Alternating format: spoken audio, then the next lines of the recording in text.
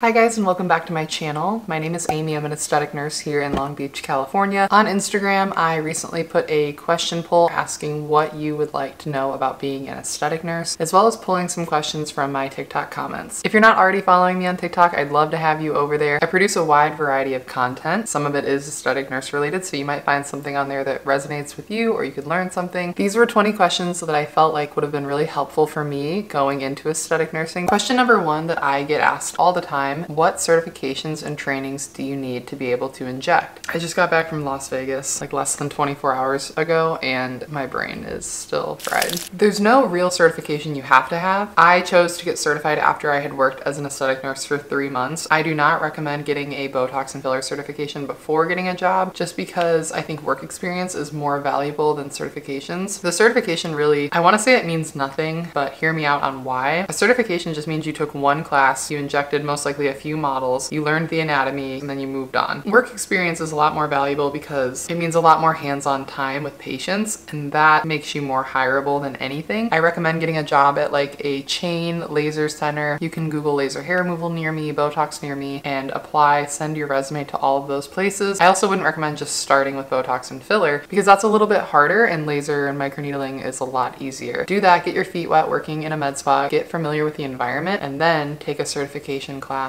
in Botox and filler if that's what you want to do. I do think it's a good idea to be certified in it once you've already had some work experience, because I learned a lot in that class. I feel like I learned things that I would not have learned just working on the job at a med spa. I just think that a lot of those certification and training classes are out to get people who are trying to become aesthetic nurses and telling them to spend a few $1,000s so that they can get hired, and they take the class and it doesn't make you any more hireable. That class is just for you to better your knowledge and to add to your skill set on how to inject. That class is for you. That class, I don't think personally, is going to make you much more hireable. It's such a little amount of experience. It's really for you to just practice, be comfortable, and to go into injecting confidently. Question number two: is aesthetic nursing mainly commission-based? No, I don't think so. I think it depends on where you work. The 2 places I've worked, it's not just commission-based. You do have an hourly, you have commission, and then you have tips. All of that comes together to work into what you will be getting paid. So your hourly is your base, you know, you're like 50 to 70 an hour, and then you have your commission, you know, 5, 10, 15, 20% of the services performed, and then you have your tips, which is whatever your patients give you at the end of the treatment. At my last job, my commission was different, but I made a lot of tips because I had crazy just turnover with patients like every 15 minutes, and they would all tip pretty well, like between 20 to 50. So by the end of the day, you had a good amount of tips. But at my current job, it's less patient volume, so I don't make as much in tips, but I make more in commission. So it just really depends on where you're working and what state you live in, because I think that makes a difference too. If you're working at a high volume place, you'll probably do better with tips for sure. Question number 3: do you feel pressured to conform to beauty standards now that you work in this field? That's a really good question, and it's not something I would have ever thought to ask, so I appreciate that question. The honest answer is yes, sometimes I do. It didn't start that way, and I don't think it's going to be the same for everybody, but I do feel that patients look at me when I come in, and if I am not put together, they're not going to have confidence in me. Whether or not that's true, I don't know. Patients are always looking at my skin. They're looking at me, they're asking me questions. How do I make my skin look like your skin? Or how do you get your forehead to have that glow? All the different questions you'll get asked by patients. Because we're working on them and working on their face, it opens up a lot of them being able to ask me questions about my face. Right now I'm waiting to get Botox because I'm getting married in November, and I want to time it so that my wedding is exactly 5 to 7 weeks out from my Botox, so I can get it, make sure it's kicked in, and have time for touch-ups if I want it. But because of that, I've kind of let it wear off because I want it to be fresh for the wedding. And I can't lie, I'm definitely almost embarrassed when I'm at work because I'm doing Botox on people. I'm telling them how to adequately treat themselves, to come in every 3 months, and all the things that we are taught. But I'm over here with like crazy amounts of movement, and I'm sure they're wondering, why aren't you listening to your own advice? That's in my head 100%. It's like you almost don't want to be a hypocrite. When I have people coming in to get filler and they ask me where I've done filler, I've never done filler. And I think sometimes that stops them a little bit, and they're like, oh, why not? And that's really hard. It's because we have different goals. Everyone has different faces and everyone has different things that they're comfortable with, but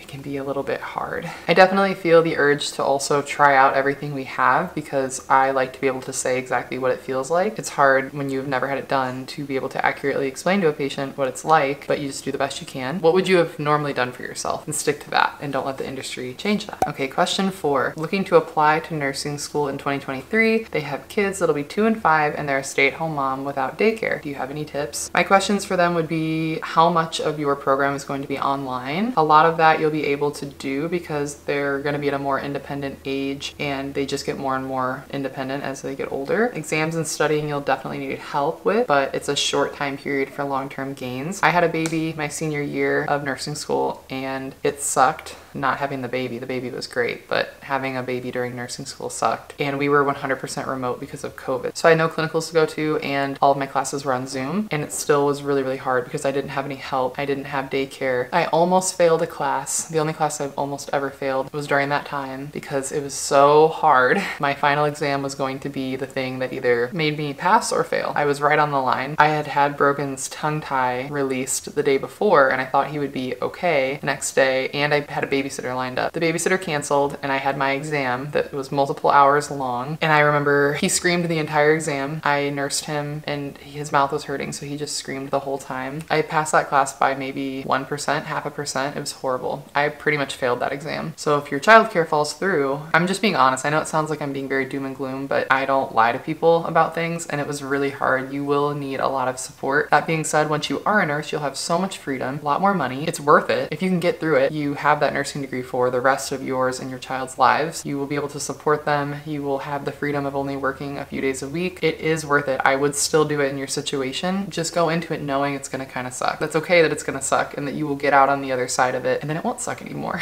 It's a controlled amount of bad for a lot of good. Don't expect it to be great. Go into it being like, this is gonna be hard, but I'm gonna do it. I think that's the absolute best thing you can do to prepare yourself for that. Question number 5 is, do you need nursing experience in a different specialty to be an aesthetic nurse? The answer to that is no. Some of the best aesthetic nurses I know were right out of college. Hospital nursing is not super relevant other than learning how to start IVs and doing blood draws, but you can definitely learn that on the job. I think going into whatever field you want to do is the best thing to do when you're a new grad. If you're not at all interested in med-surg, don't go into it because you're gonna end up wasting the unit's time training you just for you to leave, which is why I don't understand why they push so many new nurses to do med-surg, because they end up just leaving and it perpetuates this culture of go there, get trained, leave. And it's the hospital just dumping so much money into training you for stuff that's completely irrelevant. Question 6, is it hard to get into the aesthetic industry? I think this answer is very dependent on where you live. I had no trouble getting into the aesthetic industry here. I think where there's more of a market for aesthetic nursing, you're gonna have more success. When applying to places, if you're having trouble, I would just Google Botox near me on Google Maps and literally send your resume and a little explanation of what you're wanting to do to every medical spa that comes up, every laser center, apply to every chain, because as soon as you have a little bit of experience, you're a lot more hireable. Once I had a few months at a chain laser place, even though it was horrible, I was getting crazy amounts of offers, and I still get job offers all the time. I get emails, I get phone calls, so it's hard trying to know what the right answer is when I don't know where you live. I do think it's achievable because aesthetics is growing year after year. More and more people are doing aesthetic procedures, which means we need more aesthetic nurses all the time. Someone just asked, how's life? Life is pretty good right now. It's a little bit stressful with wedding planning. Every step closer we get to our wedding, I feel better. Like now my bachelorette party's done, which was very fun. I didn't want to wish it away. It's just another step closer to the wedding. And once our wedding and our honeymoon is done, we really need to get a house and get out of our apartment. So I am really looking forward to that. I think once I'm in a house next year, I'll feel a little more at ease, but life just never stops because then we might have another baby. I don't know. Life's good. I think that's the short answer to all of that. Question 8, how to handle failure in pre-nursing or nursing. I didn't get into the nursing program the first time by 0.03 GPA points. Absolutely panicked because what am I going to do now? I had to wait a whole semester to apply again, so I had to take a bunch of BS elective classes. It ended up actually being the most fun semester I've ever had in school. I got to chill. That was the last time I ever chilled in school because nursing school then was an on-fire trash can. I did freak out though. It made me better because I realized that I'm not going to be able to just coast by like I did in high school. You handle it by just keeping moving on. Remember why you went into it. Don't let failure be an option. You just, when you fail, you keep going because that's not the end. The only time you really fail is when you quit. Question 9, how difficult was it to get into nursing school. It's very easy to get into pre-nursing at Indiana University in Indianapolis. I went to a competitive school, so it was harder to get into nursing program. Like I said, we had 500 people apply every semester and only 100 got in. It is very easy to get like a 2-year ASN at a community college, and then you'll have your RN and you can work as an aesthetic nurse. I liked getting my bachelor's because I just felt like I learned a lot from it. It was very different than like an ASN program. I'm glad I did it. Question 10, what are your tips for new grad nurses wanting to become aesthetic nurses? My tips would be watch my videos on how I got hired, email local medical spas, laser centers, derm clinics, anywhere that comes up when you Google Botox near me or laser near me, and ask them to shadow. Watch YouTube videos and become familiar with the procedures and the treatments that are commonly done at medical spas and what they're used for, who they can help, which I also have a video on. Have a banging resume. I love the website resumake.io. It's free. Make your resume look really good. I have a coworker who I just updated her resume, and she went from having no job offers to a bunch of job offers within a week. Your resume makes a huge difference. Message local injectors and see if they would allow you to shadow them. A lot of them are not going to, but just it's worth it to reach out. If someone lets you shadow, be super nice, be very involved, ask a lot of questions, be incredibly professional, shake everyone's hand. That way they could potentially hire you when you're ready, and you want to make a really good first impression because it's kind of like a little mini interview. You could even ask them what they look for in potential new hires, and don't be discouraged if they say like a ton of experience or whatever. It's just the way it goes. You just keep moving on until someone hires you. You want to make eye contact and smile with everyone, seem super interested, seem confident, because that alone might secure you a job. Question 11, how did I make the transition from labor and delivery to aesthetics? They said everything that they look at requires experience. Experience is relative, I think. I tweaked my resume to be more relevant to aesthetics, even though I had no aesthetic experience. Instead of talking about birth on my resume, I changed my job description and responsibilities to focus on the injections I gave every shift, my dedication to patient satisfaction, my ability to assess and help patients make a decision, my blood draw skills. I added back on my sales job from college because a lot of aesthetic nursing and medical spas is sales. If you don't have nursing experience, I would try to make whatever job you had sound really relevant, or clinicals if you truly have nothing. I mean, no matter where you've worked, I'm sure you helped keep customers happy or you helped work within a team. Just really try to think of anything you could have done that you would also do at a med spa and put that on your resume. Question 12, this person is worried that now that aesthetic nursing is becoming so popular that there won't be any jobs left for them when they graduate. I kind of touched on this earlier. I disagree with that just because the more popular aesthetic nursing gets, the more popular medical aesthetics gets, the more people are coming in for laser and Botox and treatments. I think the field in general is growing, so the more people that are interested in it, the more nurses we're going to need. I think that's kind of a non-issue, and I hope that it stays that way because the more people that want to be aesthetic nurses will probably be patients themselves. Just keep trying. A lot of people who start something will quit. You just have to be more determined than that person, and you can do that. Also, the turnover at med spas I feel like is kind of high because it's low adrenaline, and a lot of people miss the adrenaline rush of the hospital. Question 13, how's the pay compared to the hospital? It depends so much on where you live and what kind of job you're doing. You have hourly plus tips plus commission. It's less than travel nursing, but more than I made on full-time nights in Indiana. So if that gives you a frame of reference, it's not bad. Question 14, should I take courses before getting a job as an aesthetic nurse? I touched on this earlier, but my answer is I wouldn't. They're usually more money grabs and they're exploiting people who have a dream.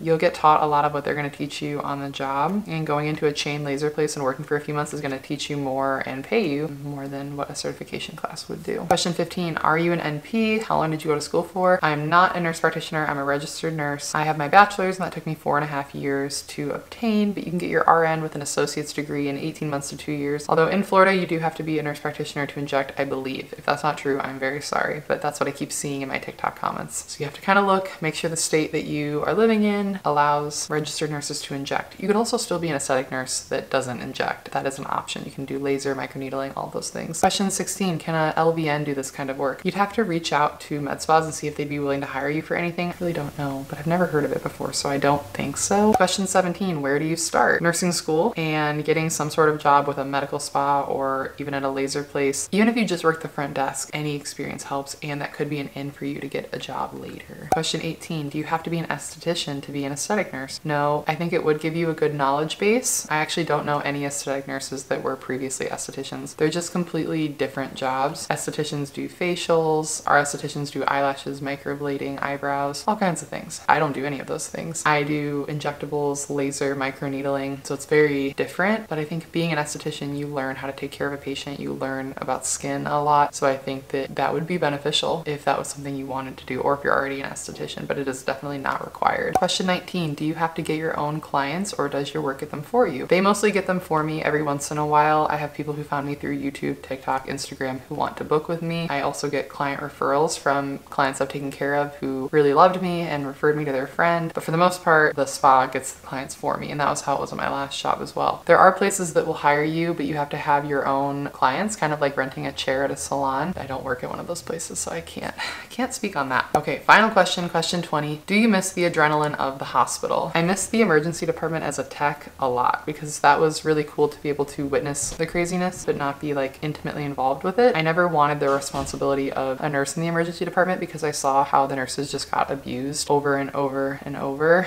and bit and punched and overworked. I wasn't sure if I ever really wanted that. I miss trauma alerts coming in. I miss assisting with all of that and the CPR. I honestly don't really miss labor and delivery. I miss the people at my hospital in Indiana a lot. They were some of the best coworkers I've ever had, and I think if we were still living in Indiana, I would still be working on labor and delivery there because of the people. I just don't miss the, like, what goes with labor and delivery. The death is just traumatizing, honestly. There's good. Like, when it's good, it's so good, and when it's bad, it is like so horrible. I think about people all the time that lost their babies or their own lives while I was working there. A lot of times in the emergency department, it was people's own choices that brought them there. So we were willing to help and fix it and do everything we could, but ultimately their decisions led them there. So it was a little bit easier to stomach when things went wrong because this might be the 15th time that that person has been in for the same thing, and we truly did all that we could, and it was just in their hands at that point to make a better choice. And in labor and delivery, it never felt that way. Like, this is a mom and a baby, and you are held to a 100% success rate that is just not achievable in life. Moms die all the time, babies die all the time, and it's also not really talked about because nobody wants to scare a pregnant mom. That's horrible. You don't want to talk about it because you don't want them to worry about that, but then you can't talk about it, and it's like this big hush hush thing, but it was happening all the time. We had stillbirths and mom's code, and it's really hard. You have to be able to stomach that and be okay with it, and as a young mom with a young baby, I just wasn't. I couldn't handle it. I thought I would be able to, and I think I would have eventually just hardened enough to be okay with it, but I don't know.